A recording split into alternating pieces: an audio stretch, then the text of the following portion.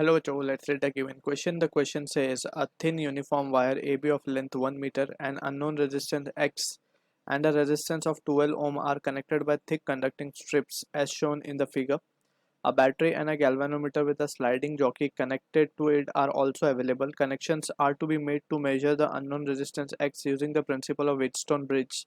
We need to answer the following question. After appropriate connections are made, it is found that no deflection takes place in the galvanometer when the sliding jockey touches the wire at a distance of 60 cm from A. We need to obtain the value of resistance X. So to understand this question, we need to understand about the key concept of meter bridge, which is actually based on the application of Wheatstone network. Right so अगर हम generalise setup की बात करें metre bridge की, so it has 3 metal strip somewhat like this, and ये जो metal strips हैं they are connected to wire जिसे हम कहते हैं मीटर ब्रिज वायर, एंड इसे हम नाम दे देते हैं let's say A B, and this wire is of length 1 metre, so इस सेटअप का नाम पड़ा metre bridge. And here there are 2 resistances, one is let's say R1 and another is R2.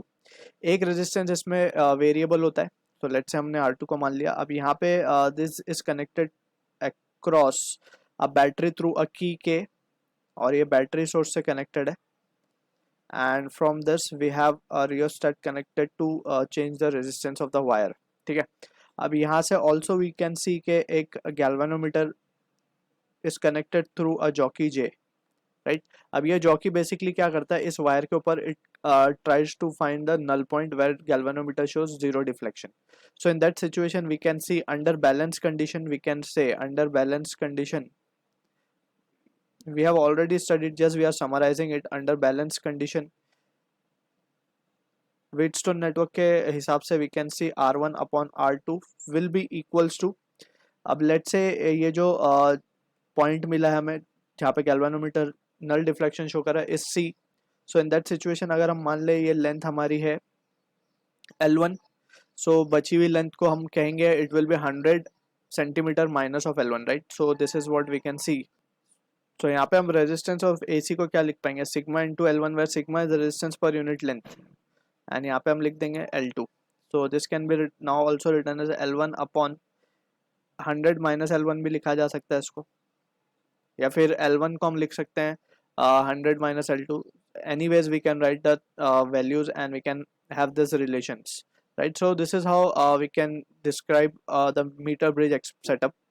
So now we can see in the question हमें बोला गया basically, अब सारा data हमें given है, तो यहाँ से कुछ अगर हम सेटअप को ध्यान से देखने की कोशिश करें, तो ये पॉइंट C से गैल्वेनोमीटर निकलेगा, एंड यहाँ पे कहीं ये जॉकी होगा जे, और ये वायर ए बी जो है हमारा, ये वायर ए बी है, इसके ऊपर ये नल डिफ्लेक्शन शो करेगा. तो लेट्स से ये पॉइंट पे वो नल डिफ्लेक्शन शो कर रहा है, लेट्स से ये पॉइंट हमारा हो गया, इसको अब नाम कुछ और दे देते हैं M.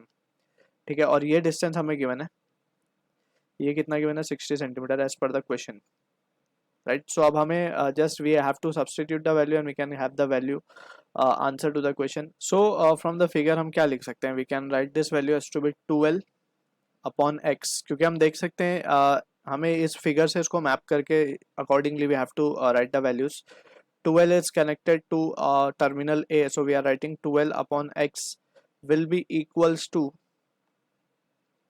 ये वैल्यू हो जाएगी हमारे पास 60 upon 100 minus of 60, right. So from here we can see जो वैल्यू आएगी हमारे पास it will be